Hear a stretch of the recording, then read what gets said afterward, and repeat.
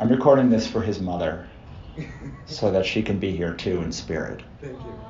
So I have to let people know because California is not as a two-person consent state. So here's the crazy thing about any kind of publishing that I have learned. If I've learned nothing else, it's this. You can put an equal amount of effort into 10 books. And you know that one of those books is going to sell. But it is impossible to know which one of those is going to sell. You can make educated guesses, but very smart people are very wrong all of the time, which is one of the reasons why such terrible people have been allowed to exist for so long, because you literally, they don't know what makes Clark Gable, because they've put up 100 creators, and they're like, he's the one. I don't know, so I gotta give him a wide berth, because I don't know how to make another Clark Gable. I know that if I do this for long enough, there'll be another one, but I don't know what makes that thing, or what makes Harry Potter be the thing that it is. It's so publishers very much have a a formula of how far they can push a book. And it's one of the things about marketing that you learn is the publishers have a toolkit of, hello, I'll answer all questions. I'm cool. Come hang out with me. Publishers have a toolkit of what they do well. And they know how to manage marketing as long as it falls into those expectations. They have no idea what to do outside of there. So if your publisher is not working, they may be putting effort into your launch. It's just your launch is not the thing that the places that they know how to promote well actually works. Your book, for instance, Ichabod, is a great example of every publisher said no to it. I've gone out and sold, it's made me hundreds of thousands of dollars myself selling it. So there's clearly an audience, just the publisher is looking at it saying, I don't know what to do with this. And that, and the Harry Potter books were rejected at first. Yeah, for sure. They were rejected and they came out with a small publisher before Scholastic got a hold of them. Correct. So sorry, we were waiting for you, Eddie. So yeah, the easier... If you check your phone, there's a bunch of desperate messages saying, which room, help. Yeah. So I'm recording this for his mother and whoever else wants it, but specifically his mother, so she can be here in spirit. So, but the earlier you can learn as a game designer, as an artist, that someone saying no is really them saying either I don't know, this isn't for me, or I already have something like this, or I don't know what to do with this, so no. But also it could be for your benefit. A lot of times, almost every time, a no is a good thing for you, because what they're saying is, I don't know how to market to the people that are good for this. And I see this all of the time with my own books that people come to me with, and synergy and branding opportunities and all of this stuff. It's just this is not where my audience is. This is great, but I have no clue. I would have no clue what to do with Eddie's book. I love Eddie's book. I can just be if you like comic book collecting, this is a great book. But I have no clue what to do with it. If he came was publish his book, I'd be cool. How? Because I don't know how to get into the direct market or any of those things. Those are not my strong suits. In that case, I'll see you later. Yeah. Should we go back to sorry, you're the moderator. No, not at all. Just let me know when you need me. You can start now. All right. Well, thanks everyone for being here. So welcome to How to Build Your Creative Career. This panel is a spotlight on the works and the inspiring career of this man right over here, Russell Nolte. And who is Russell Nolte? Russell is a USA Today best-selling author, publisher, and a consultant. He runs the small press publishing company Wannabe Press and The Complete Creative. With that Complete Creative, which helps creatives build a better business. It's been a long day. So this book, his books run the gamut from novels to comics featuring magic, mythology, and monsters, to how-to books that show you how to build a rabid fan base and how to crush it on Kickstarter, which I am currently doing thanks to Russell. And who am I?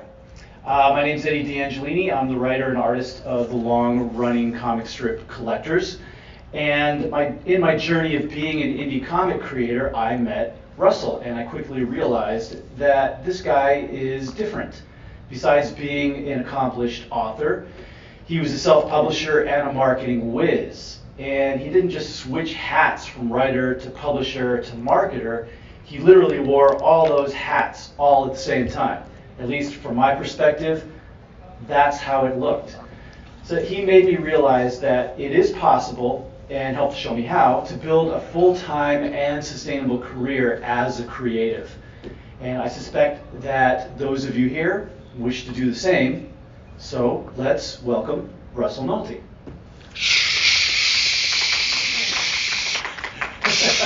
Thank you. See, no one that's on tape will know that there's not throngs now of. Oh yeah, we're gonna dub in like huge crowd noises. Yeah, exactly.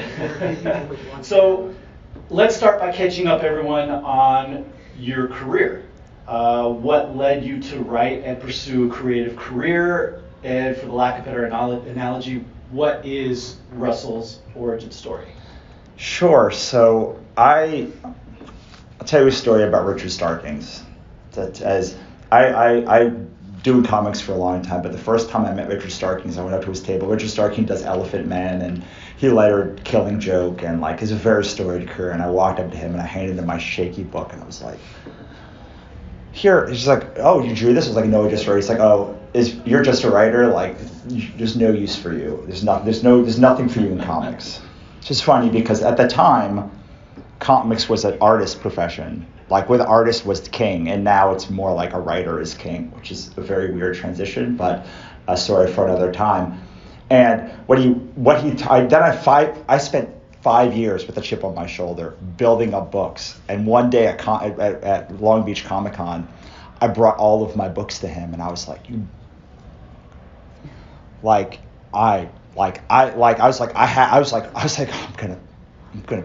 gonna show him. Finally, this is my thesis statement of like, no, I did it all myself. So I take all of the books, and like there wasn't enough now, but there was probably 10 books or something. I slam it on his table as he's packing up. He's like, just so you know, 5 years ago you told me like that I should leave, and like I just want to show you all the comics that I did. It's like, well, of course, my dear boy, he's British. Of course I said that. Like if you would listen to what I said, like there's no like you should give up. And so I say that to say, like, I don't think there was a choice. Like, I legitimately tried giving up being a creative many times. Like, I did sales, and I sold insurance, and I did just all sorts of stuff. And at every time that I thought that I was done, like the light candle burned out. Like, sometimes it would take a year, sometimes it would take 2 years, sometimes it would take, but like every time, like it would come back, and just I would realize that like I am miserable if I'm not creating and then building like a community of people for that work. And that it's legitimately boring for me to sell most things because it's very easy. Like it's very easy to learn how to sell most things. Like there's a pain point, but it's very hard to sell creative work because like nobody needs it. Like nobody needs your board game or your book, or like sometimes people need like a nonfiction book, but for fiction it's like we need it for our soul, but like it's not like here, read my weird fantasy book and like you'll learn how to eat better, or like you'll lose weight, or like you'll make money. And I've done both, and like it is way easier to be like, oh, you might hate me, but like if you want to be me, like give me $20 and like I'll show you how to do the thing. And like it's very different in like creativity stuff, and it's so interesting how there's things that cross over and things that don't. So I started in film, and I lost about $100,000 before I ever made any money. I bankrupted 4 businesses. Like I did I was an executive producer at an internet television station back in 2006, before that was even like really a thing, like back when Z Frank had a Z Frank show instead of whatever, all the crazy stuff that he does now. And like eventually I learned from making movies and doing stuff that like people don't just show up. Like they won't just show up. Like I've been doing this for years, and like thank you all of you, all 100 of you who showed up, but like this is who showed up to this panel. And like I've been pushing this for so long that like you have to just take every win, and you have to be smart about it. And there's things that in marketing are very sleazy, and like they're salesy that are very gross to do. There's a lot of it that is about brand building and audience building and fandom building, and like really caring about the people that you work that like your work, and like making things with and for, and like getting excited by them. That is like also marketing, and like that's the cool part. And like sending and like knowing how to compose an email that gets people excited, or like a blog post, like takes learning how to do copy. But like it's really exciting when people like resonate with the thing that you posted, and all of these things. And so it was running up against making good or marginally good products and saying, oh, they didn't just come. Like some people get it. Some people get that. Like Cyanide and Happiness was like immediately successful. But like that's not how it normally goes. And we laud those people. Rightfully so. Like it's their thing is great, but like it doesn't help most people, because what it leaves you with this narrative that like, oh, it's not even that like I can do it, because like I believe that. It's that when I do it and I don't immediately have Cyanide and Happiness's level of success, it means I'm a failure. It means my work is bad. When like 99.9% of the time the work is good. It's nothing to do with the work.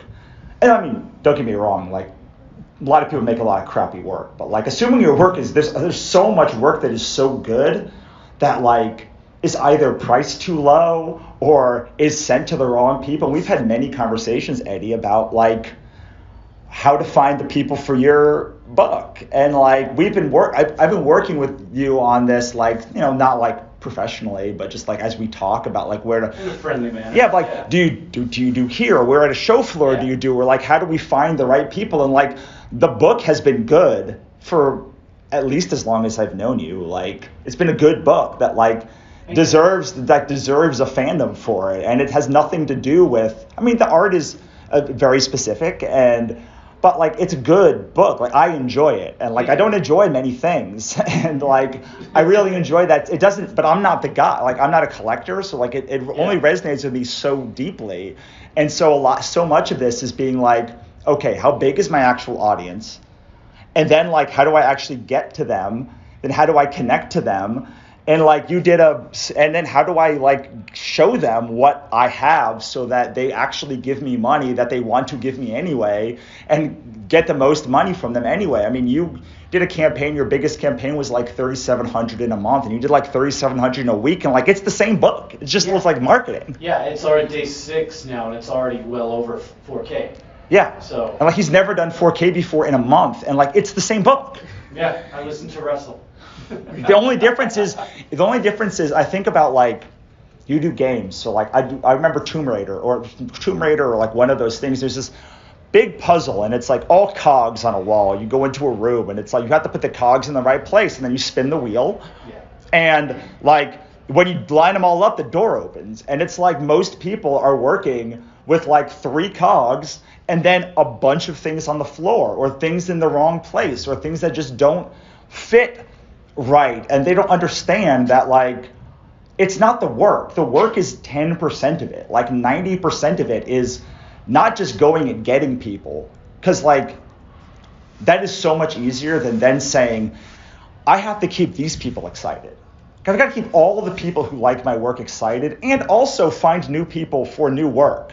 And one of the hardest and most heartbreaking things in my career has been me making a book like Katrina Hates the Dead, and people being like, that is my favorite comic. And I'm like, oh, cool. Like, here's another one in that universe, and another one. They're like, this is an awesome comic. And I'm like, well, there's 2 more. They're like, this is awesome, buy. And you're like, but like this is your favorite comic. You just told me it's your favorite comic of all time. Like there's more in the universe. You could just buy it. And they're like, no, I'm on. So like it's all of that is so, and it gets so much more complicated over time. But for most people, it's not a problem of I do bad work. Maybe it's I do specific work. I've looked at plenty of books and been like, this is good. It only has an audience of like 20 people, but it's real good. But like, it's not going to make any sense when you compare. You have to spend so much time explaining this to people. I don't know if it is worth it. As opposed to making something new that is more marketable to people and then using that to drive people into your work. Yeah. So it's like, there's all of these pieces that you learn in marketing that are helpful that have nothing to do with the work. Yeah, one of the things I picked up from you that should be intuitive, but for a lot of us creative people, it's not. Doing good work is the first step. Like you said, it's only 10%. You should be putting 100% into your work to make it good, but then that's only 10%. The next step after that is finding the right people that will connect to it. Yeah, I mean, so many. So when you say, okay, I made great work, it's not really good. It's like great resonant work. It's like, congratulations, you're now in the game. You're with Stephen King. You're with J.K. Rowling. You work with whoever, every author who is out there. You've now made it to the level of like, someone who likes their work could legitimately also buy your work. Because like for years, you're not at that level. Like you just are like somewhere, I don't know, here to whatever. And like it's inconsistent. So some books, some things you make will be freaking amazing, but you're like, I don't know how I made that, but it was great. And then you like go back down and you're like, oh, but this is terrible. But it takes a long time to get to that same level. Like Ira Glass was saying, there's that Ira Glass saying in the book, which is, you could read in the book if you want, but like it's about all of this stuff. And so now you're in the game. You've now made stuff that puts you in the game. And that's why only the first chapter of this book is about making great stuff, because it is important. And we spend too much time, especially now, saying, cool, I made one cool book or one like interesting art piece. How do I sell it? And like, that's like a very bad idea, because like you're going to spend years building, and it could take decades. It took me so long to learn how to do this thing, but to be able to build it and then consistently build it and say, oh, this is what was in my mind and I got it close, could take years, and you should be able to experiment and fail, whether you're 5 or 50 doing that. And like, it's kind of gross when you're like, no, everything must be monetized. But then once you make that thing, you're like, oh, now I got to learn to talk about it. And like, I got to be able to write one sentence that explains everything and get people excited. And like, all that the great work does is put you in the game. And it's a great game, but like, you've got to learn to play the game. Yeah, I think that what I see a lot from other people like me, indie comic creators, is we want to just stay home and just make comics and not do anything else and not be bothered with the business side of it. Boy, me too. Yeah, I mean, that would be wonderful, but as an indie creator that doesn't have a big machine of Marvel or DC or Simon & Schuster or whatever, Penguin, behind us to push our work and make us famous, it all comes down to us. So, but that is the fun part. The part is like, it can be fun. I'll say it's daunting at first if you don't know what you're doing, but once you get in there and you get a groove and you kind of figure out a little bit of what you're doing and how it works for you, then it can be fun. Yeah, and like, you can make it fun. So like, at my table, like, I sell books, but I also give a fair amount of books away and pins and other things. If you ever bought my books, you probably got like an extra book or like a pin or some audiobook cards or like something with your purchase. This guy gave me 12 cases of his books last week. Yeah, I did like a thing with like 500 books when we did for Eddie's shop like a couple of weeks ago. And like, there's definitely a bare minimum that you have to hit to like live and eat and stuff, but like, it doesn't mean it has to be unfun. And a lot of the times, finding the person who like will buy your book, like, the part is not the actual exchange of the money. Like, that's nice. Like, don't get me wrong. Like, that puts food on the table and allows me to go out to eat and all of the things and like give food for my dogs. But like, it's the moment when someone's like, I get it, that like is the thing. Like, what I always say is, Like building an audience and resonating with people is like the goal. The after the like the afterburn, like the residue of that is money. Like you get money because people resonate with your work and they want to support you. And some people will steal from you. But like at some point, like if you do enough audience building, like people will be like, no, I want to give you, you say it costs $20 to make this book, I'll give it to you because I desperately want you to make more thing, or show me how to make thing, or I like how this book made me feel seen in a way that whatever the thing is, like there's enough of that. And like that's the goal is not the money to me. It's never been about the money. And like it's frustratingly never about money with creators. But it is always, I want more people to resonate with. I've never met any creator ever that did not say they wanted more people to resonate with their work, ever. Even if they hated money and thought it was icky, they all wanted more people to resonate with their work. For the record, I like money. So what I got from all of this was that you left the exciting, fast-paced world of selling insurance to write comics. And cell phones. Yeah. So I want to get to this next question because this is rather impressive. So there is I don't know if you guys are aware of this, but there is a very impressive Russell Nolte stat that I want you to kind of tell us a little bit about.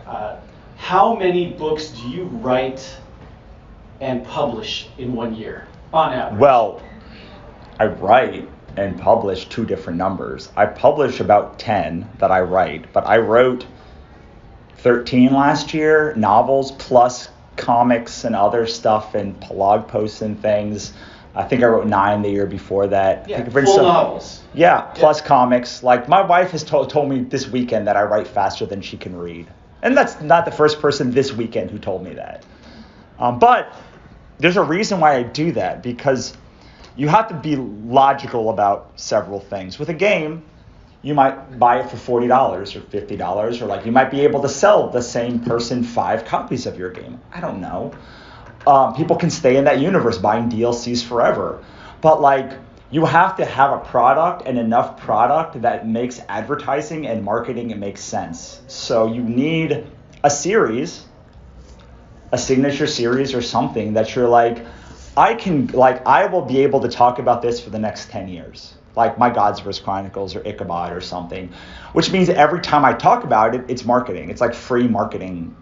And because when you get into the universe, it's like $100 of stuff. Like I can spend a lot of time talking to anyone about the Gods vs. Chronicles, and God knows I can do that. And like we launched on the last campaign on Thursday, and like we've raised over $9,200 in 3 days, I think, 3 or 4 days. And like I'm just one guy. Like I should mention, like I'm one guy. Like I have editors and stuff that I pay, but like the marketing and stuff is like 95% coming from me. It's a little bit from my PR person. So yeah, I write a lot, but a lot of it was getting enough of a body of work that you can make the thesis that like I'm not going anywhere, or like you should spend time with me, because eventually if you make enough stuff, people are just going to be like, well, he's written like 50 fantasy novels, like I gotta try one, like there's got to be something here. And like I've done this with other writers who I'm just like, they put out 2 books, 4, like Sherilyn Kenny, so she puts out 4 books a year and has for like decades. Like there's got to be something to this person if so many people love them, and like they'll eventually just try you by sheer like you wearing them down. Oh yeah, because I think that any author who has such an extensive library like that, I think from the person outside who maybe wants to give it a try, probably thinks, oh well, they've put out so many books, it must be good.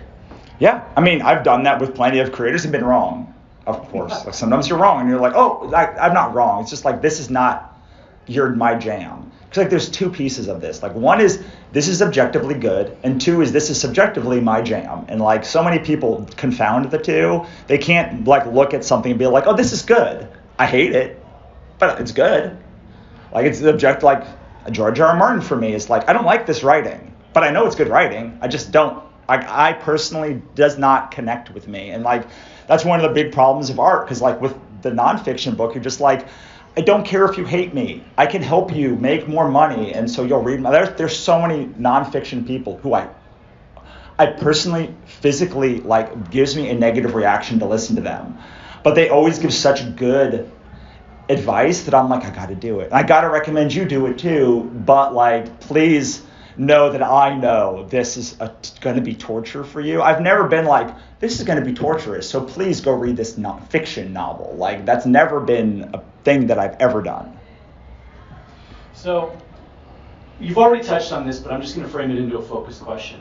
Besides being a prolific author, you also put just as much elbow grease into your business side of your career, and you call it being the complete creative. Define for us, what is the complete creative? Somebody who, so I don't necessarily think this has to do anything with like making money, but it has to be with living your life in such a way that like you see the world and the impact that you can make on it in a positive way. And then you do what you can to make that a reality. And so to me, that includes a lot of the business side that we've been talking about, but also making things. And like, I don't think I appreciate, like, I spend so much time just making crazy things that like should not have any reason to exist. Like, I just wrote a book that I was like, this has an audience of 100. They're all in my audience. No one will ever read this metaphysical weird book about an angel who comes down and tells a guy that he's got a week left to live, and it's just literally his life for that week with like no other magical stuff. No one's gonna read that book, but like 100 people. But like, I have 100 people that'll read it and buy it. So it's living your life in such a way that you can like make the things that you want and know that you will at least break even or make money on them, and that your audience will appreciate them first and foremost.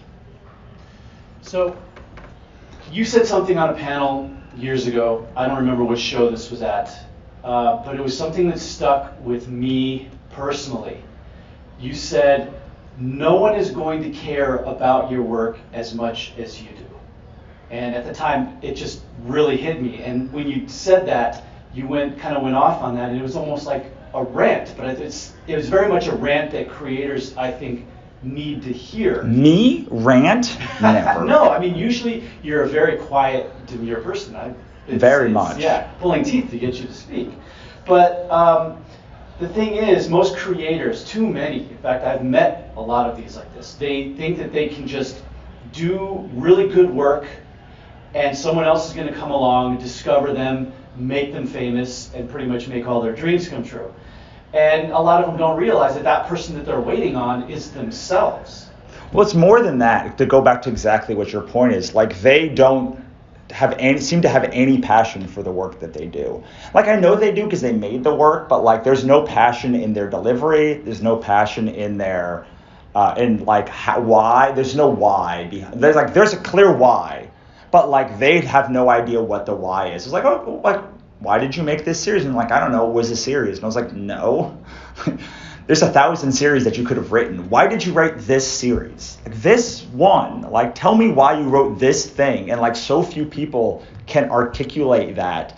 And when they can, like, it's magic. Like, I watched someone make like $6,000 on a Kickstarter for a book that only had like 87 backers. And like, it's just like, oh, I knew the why. Like, I could tell you why my books were worth investing in. And so often we're told to do it in this very antiseptic way, to when you talk about your work, do it in a very like marketing heavy way. Like, I've never ever seen somebody like be really successful without tons of ads having an antiseptic approach to like their work. And I've been at my table, and sometimes I'm tired, and sometimes it'll go hours and I'll just be very, very, very tired, or like maybe I'm suffering a depression. I'll be like, so these are books and I made them, and guess how many sales I make?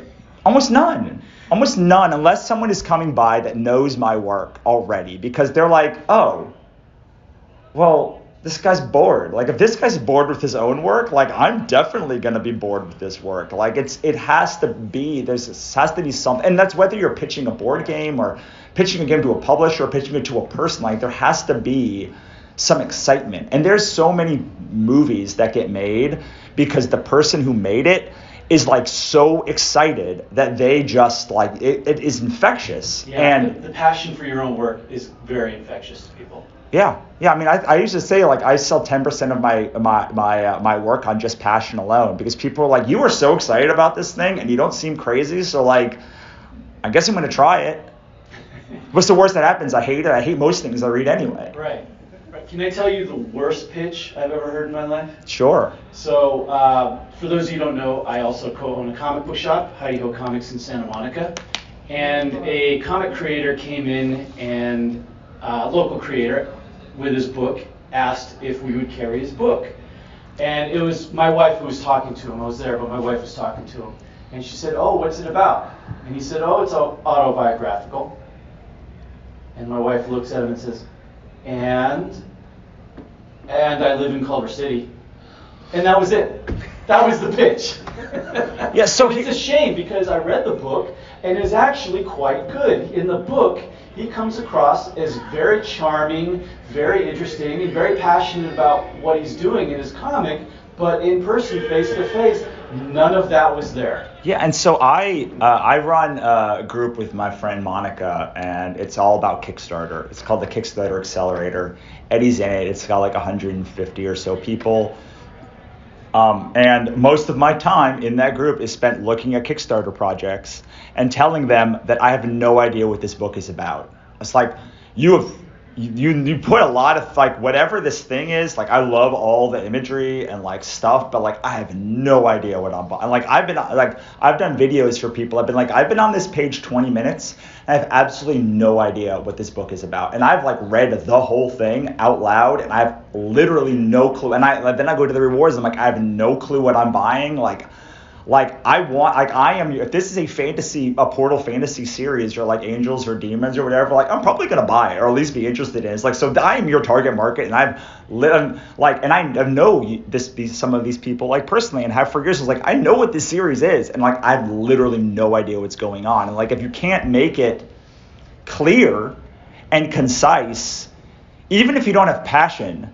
Because like passion is great, but like if you can't tell someone what the book is about, like it's useless. It's just like, oh look, you're a Weimaraner. Like that's very cute, but like I'm not gonna give a Weimaraner $20 for a book that they wrote either. And if you can tell a person what the book is about, do it in 1 or 2 sentences that are very concise. Don't ramble on for 10 minutes. Tell me what the book is about, because I get that too. Speaking of Monica, you wrote a book called Get Your Book Selling on Kickstarter. I did.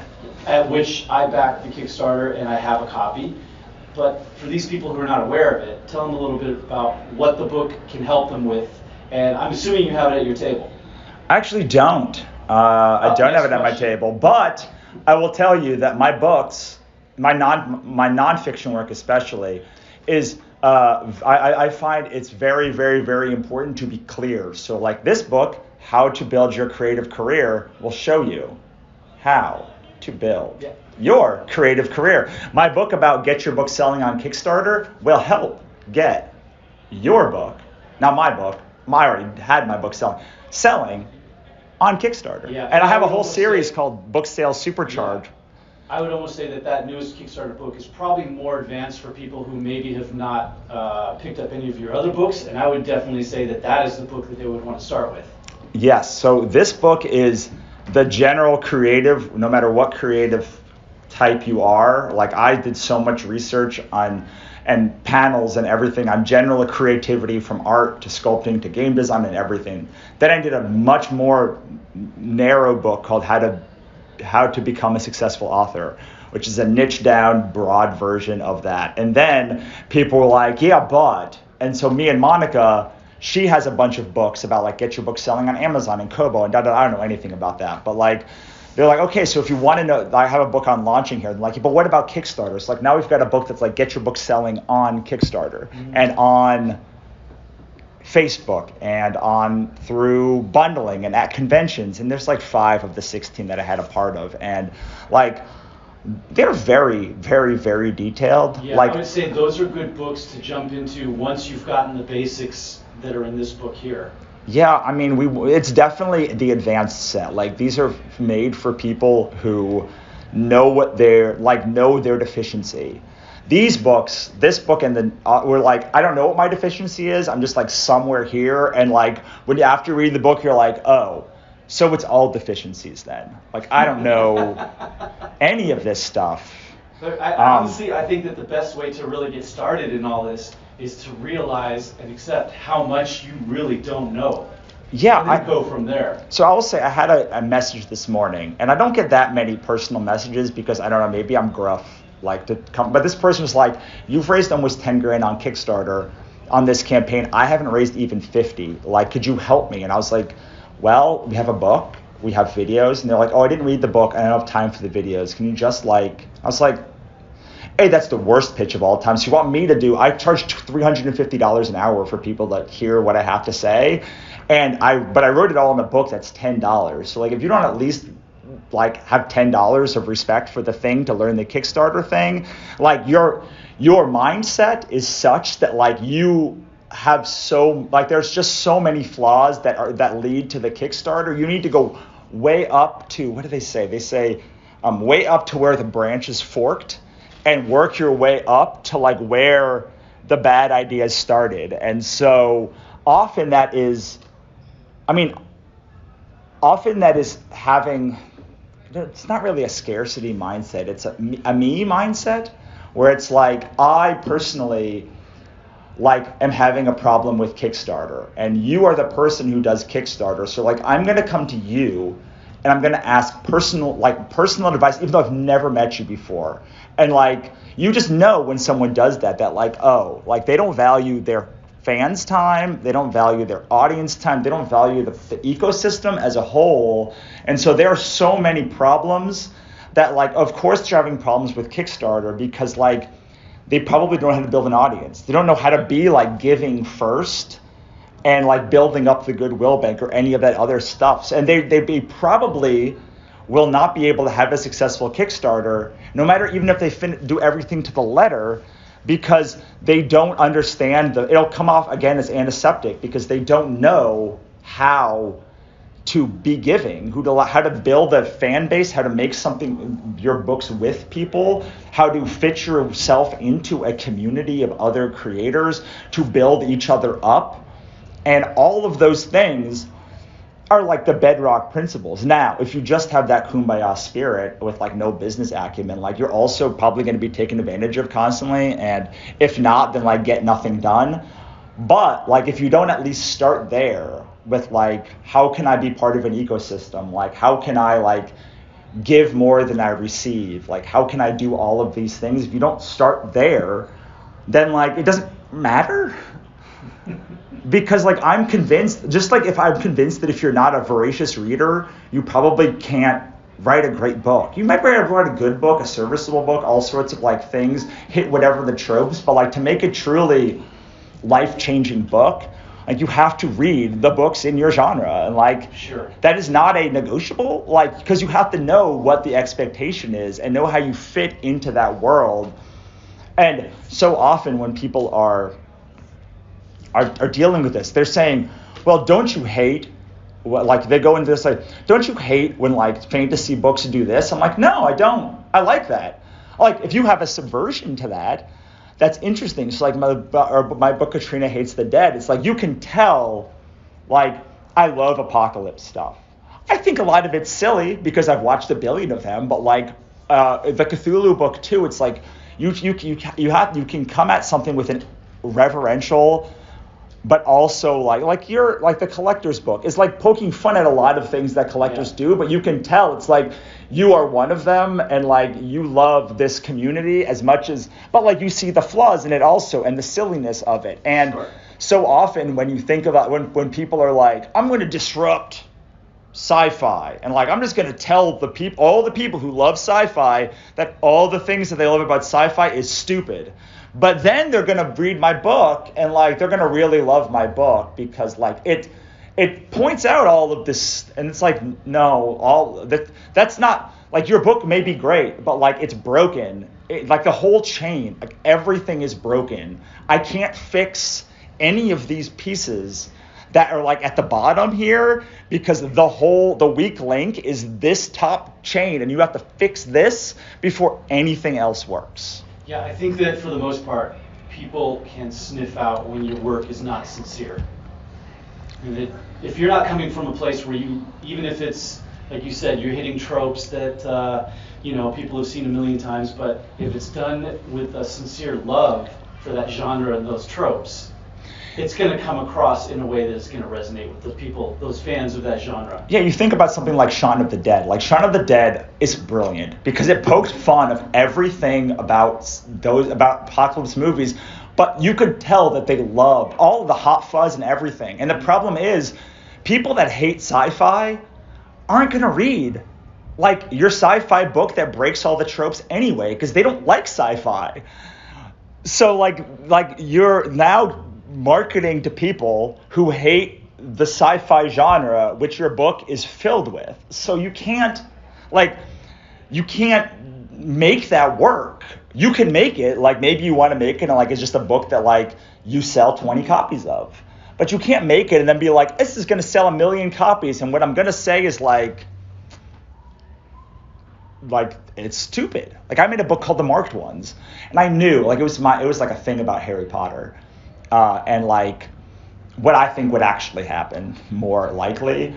But it has an alternate history story, dystopian, about this like world where the Axis powers were magic users, and like it caused all of this like science versus technology thing. And like no one buys it because like it like is, you hear like I can't like there's like 5 more minutes of that pitch before it like I actually get to the part of the book. Like that's just the setup for the book that you have to, and like so it's like of course no one buys that book because I can't talk. Maybe when I learn how to talk about that book, like it will sell to the people that I wanted to sell to. But even then, it's like a like dissection of Harry Potter using most of the tropes of Harry Potter.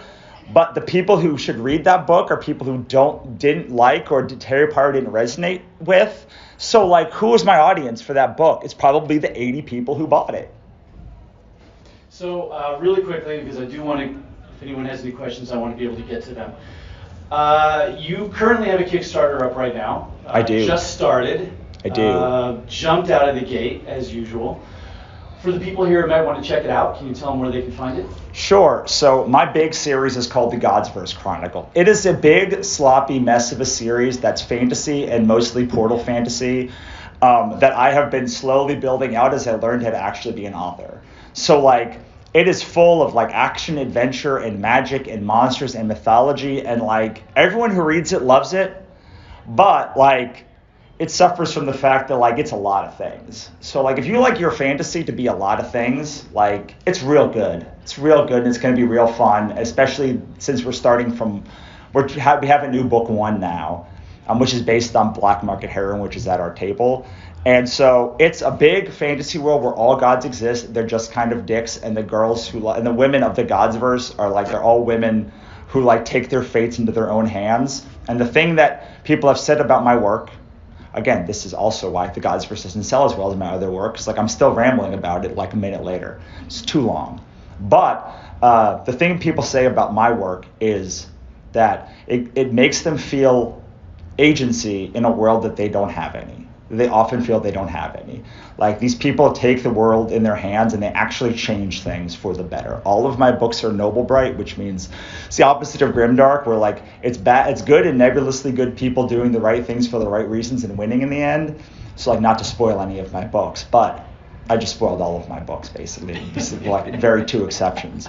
But like yeah, it's called The Godsverse Chronicles. You can find it on Kickstarter. How would they search for it if they're not familiar enough to? So if you go to Kickstarter.com and you type in the top right, there's a little like search button, and you can type Godsverse, Gods verse, and like it's the one that's the complete Godsverse Chronicles, and it is 11 books plus a novella. You can read the novella for free, and like it is the series. Coming. It's a lot of summer reading. It is the series that I have spent the most time in my career. It's the series that like really taught me everything I know about writing, and like I really, really, really, really love it. But like it is a hot mess of like fun. So there's probably some of you here that are thinking about, or maybe have already started embarking on a creative career of some sorts, whether it's writing novels, drawing comics, or whatever. Like what I heard, board games. Is it board games or video games? Game design in general. Game design in general. So there's many of you that, if that's what you're looking to do, you're at a point now where you're thinking, I don't know what my next step is. I need to like figure out what is that next big step, because I feel like I can create the thing I want to create, but I don't know quite how to get it out there. This is your chance to ask someone in the know a specific question about where you might be in your creative career and what you want to achieve. So anybody with any questions? Somebody's going to have a question. And we're going to answer all of you are going to have your creative career dreams come true in the next 7 minutes. No, that's not. I can't say that because it's being recorded. But you actually already answered my question, because which was what exactly? My question would have kind of been along the lines of, once I'm making, what do I do and continue along the idea of making? And your answer was basically keep making. No, I have. So I'll give you a strategic answer for this. So some of us will be Michael Bay, who just came out of the womb loving mainstream things, like the most mainstream things. Most of us as artists, like, have a bunch of weird niche stuff that we really love. And so like that becomes like the core essence of you as a creator, like the pieces that come together. For me, it's a lot of like damn the man, save the empire, kind of like anti-authority rebellion spirit, like with a lot of like fast-paced action, but like the characters basically like standing up to capitalism and all of the ills of policy and an overreach. But like that becomes the core of the thing, and like you can see that in all of my work, and like Ichabod specifically is like the core of all of that stuff. And then you move out and you say, okay, so like I have Ichabod, like, but I know Ichabod's a niche book. Like I think I was telling, maybe it was the people in the back, I was like, look, if you love that book, you're gonna love everything that I do forever. But like, I've got a lot of casual fans for other things that like don't like Ichabod. Like it's not, but like it is a big good marker, and like I really love that even now. Like Worst Thing in the Universe is such a weird book. It's about karma. It's narrated by God set in the distant future. And like if you love that book, like you're gonna love everything that I do. But like it sold like 150 copies or something like that. So like it doesn't sell that well. But so you then sort of expand it out. Like okay, so like what really sells on Kickstarter specifically on your platform? You say okay, I know that like women who are fairly attractive, who like slay zombies and stuff, this is a pretty good seller on Kickstarter. So like I have a book called Katrina Hates the Dead. Katrina Hates Dead Shit, which is the comic one that we have at the table, and like expands the audience a little bit. Hey, we went from like 150 backers to 300 backers. Like that's pretty good in one campaign. And it like literally just sold itself on the table for so long. Like it literally gave Ichabod a chance to exist. And like some people would buy both. Most people would buy Katrina by itself. Very few people would buy Ichabod by itself. But like most people would buy both. So like you expand the audience a little bit. Then I was like, okay, how do I get the next level? And it was like we did a book called Pixie. Then we did a book called Monsters and Other Scary Shit. Because after 3 years of like having lower sales for books like Can't Stop Tooting and Spaceship Broken, which is now Sorry for Existing, and My Father Didn't Kill Himself, like just diminishing sales. I was like, well, what do you guys want? They're like, we want monsters and other scary shit from you, man. Like, that's what we want. I'm sorry for cursing, but the title has cursing in it. Like, that's where I was at the time. So and that was the big one that allowed us that we had like 650 backers there. And then our next one had like 675, and that was also in the Godverse. And then we were like, okay, how do I get the bigger ones? And suddenly we're like, okay, Cthulhu was hard to spell. became like the one that's like, okay, people that like psychological horror and stuff and like psychological stuff, almost all are Lovecraft fans. Like it's all their fans are Lovecraft fans, with like Invader Zim being like the second one. So like our logo looks like Invader Zim, and and the book is Lovecraft. So like it captures everyone who loves Lovecraft, or many people who love Lovecraft, and some of those people will then matriculate back into Ichabod. So like I think for most people that have a creative career, their goal is to influence the audience, but the biggest audience possible, but their books have a ceiling and a floor. And usually it's a pretty low ceiling and a even lower floor. But every book that you make, or every new project you take on, or every collaboration that you do can expand that fan base more and more and more and more and more. And some of those people will then matriculate back in to like your core series, and that becomes like probably like your most rabid fan base. But like for every 100 people or 1,000 people or 10,000 people, you might get a couple of people who matriculate in, but then you'll get some people who are like, I love the Godsverse, I'll buy any Godsverse thing or any Katrina thing or any of that stuff. So it becomes about manipulating all of those pieces together and slowly or fastly building out. We did a book called Obsidian Spindle Saga, which is a more like Portal Fantasy fairy tale version of Godsverse Chronicles, which is not a mess, which I can explain in like 10 seconds. And so slowly you're expanding out there, and then all of the work you did at the beginning also like makes sense at the end, because people are now coming in, and you have people that are like, well, all of the people love Obsidian Spindle, but like I love Ichabod, and like that makes me and all of that stuff comes from that area. So if you are the person who's just kissed by God to have like Stephen King level, like loving mass market mainstream stuff, then like you don't need to follow any of that advice.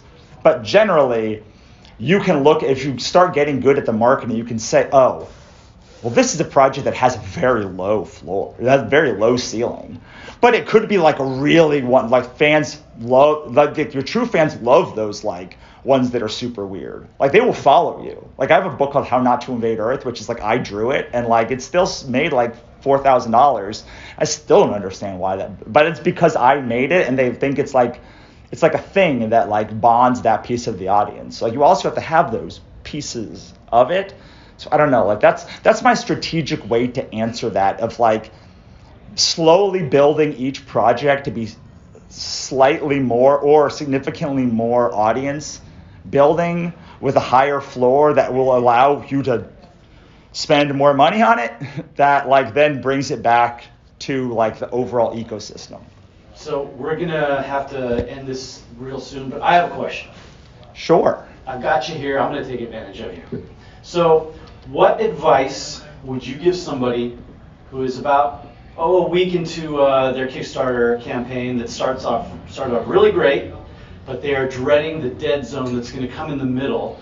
What advice would you give them on how to write compelling copy for emails and social media that will get people to basically motivate them to go to the Kickstarter campaign during that dead zone? Sure. So in that first week, a lot of it is buy my book, buy my book, buy my book. I don't know if you read The Critic, ever watch The Critic, but like there's an episode where she's like, buy my book, and I think about that every time. Of like the first week is very much like, buy my book, buy my book. Here's a reason to buy my book, buy my book, buy my book. By the second week, people know that they're going to buy your book, and they haven't done it. So now it's about turning the conversation to like more interesting things. I think about how you do a campaign for something like McDonald's. Like it's all of the things are like buy a Big Mac, but like it's different. They talk about different buying triggers.